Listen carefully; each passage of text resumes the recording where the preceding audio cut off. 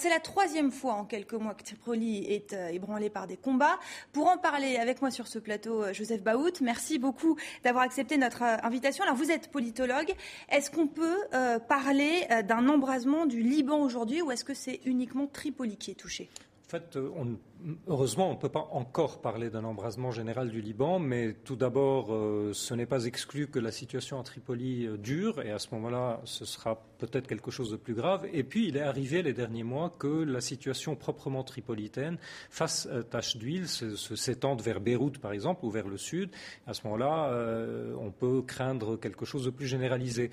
Mais tout cela ne doit pas cacher qu'en fait, l'affaire de Tripoli est la face émergée d'un iceberg qui est en fait une instabilité latente au Liban et peut-être potentiellement régionale, c'est-à-dire qui pourrait s'étendre aux pays avoisinant la Syrie. Alors avant de revenir justement sur ce côté régional, pourquoi Tripoli ? Alors Tripoli, il y a plusieurs choses. Tout d'abord, il y a un sédiment ancien, c'est-à-dire il y a de vieux problèmes à Tripoli de ce type-là qui datent des années 80. Les premiers affrontements entre ces deux quartiers sunnites et alaouites datent des années 83-84. C'est un serpent de mer, ça revient chroniquement.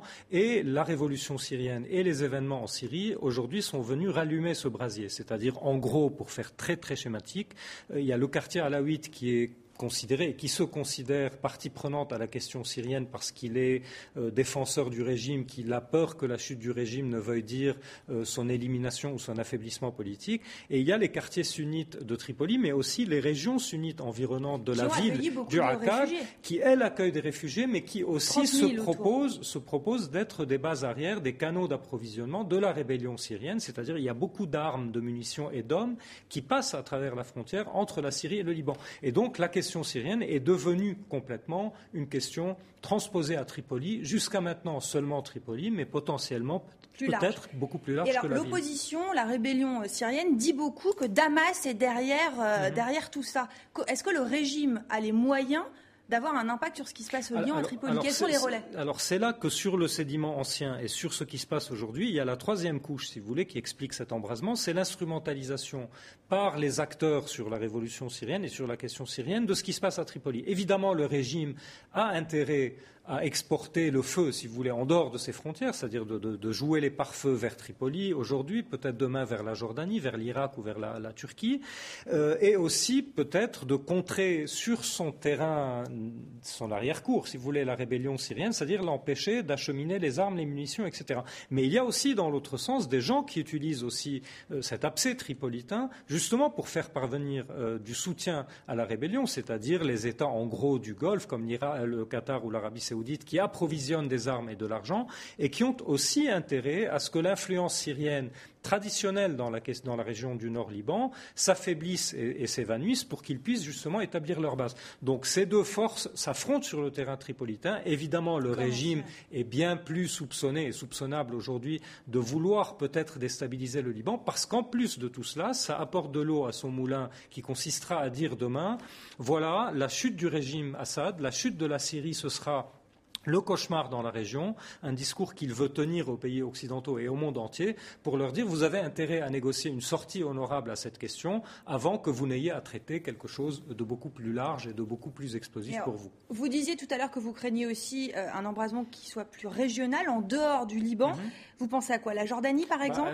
Justement, dans cette ligne-là, les États fragiles de la région, au premier chef desquels la Jordanie et l'Irak, qui sont des structures très poreuses et très fragiles, sont aujourd'hui extrêmement ciblées.